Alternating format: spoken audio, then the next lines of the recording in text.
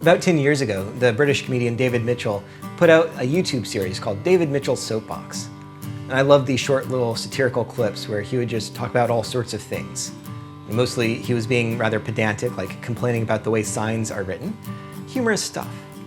In his episode titled Public Mastication, he talks about how eating together is a beautiful social norm that brings unity and builds trust. Now, David Mitchell doesn't claim to be a Christian, but I particularly appreciated his comments on the Lord's Supper as Jesus celebrated the Passover with his disciples. There is still power in the idea of a monarch eating with subjects, or leaders breaking bread together. Conversely, Judas's betrayal of Jesus seems that much worse because he had the cheek to roll up to the Last Supper afterwards. There's something particularly shocking about the idea of him tucking into the set menu and listening to Jesus explain the peculiar new rules about bread and wine, all the while sitting rather awkwardly because of the 30 pieces of silver wedged under one buttock. And this, I suppose, is because eating together always implies trust. Now, not every communal meal enacts a deeply thoughtful display of trust, but the example of the Lord's Supper does. And it did way before Jesus deepened and expanded the reality of this trust. As I said, at this meal, Jesus and his disciples were celebrating the Passover. This meal started out as an exercise of trust and faith in God's promise to move quickly to free and redeem his people. And that's where our verse for today comes in.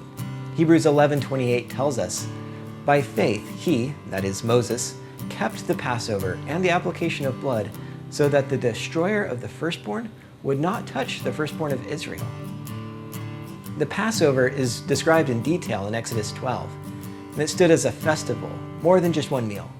A festival that reminded the nation of Israel of God's faithfulness in passing over their house. They were to trust God, follow the signs and rituals prescribed, in the expectation that God would not destroy them. They were to have faith that instead of destruction, God would give them freedom.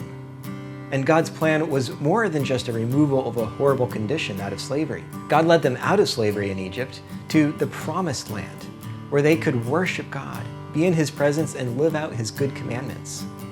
And it took faith to observe the Passover, especially that first Passover. It took a confidence that God would save and act as he had promised. It also takes faith to come to the Lord's Supper.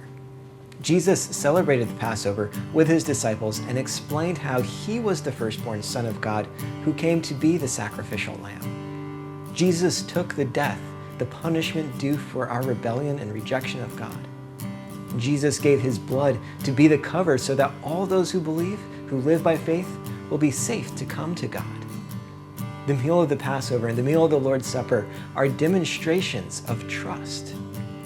Trusting that Jesus is the one who is righteous for us and that we can come to God through Jesus. Do you think about this when you sit down to eat? Now, I don't want to suggest that we should always have a deep ponder on trust when we eat something, although maybe I should be suggesting that. I know that the tradition of praying before a meal can become sort of meaningless and rote, but the very act of eating can and should remind us of God's love and promised provision. I know I need every help to be reminded that my existence isn't all about living for this world. I need to be reminded that Jesus sets me free from my selfishness, pride, and rebellion. So as we enjoy the festive foods of this season, take time to reflect on who you're trusting in. God has promised to provide. Are we trusting in him?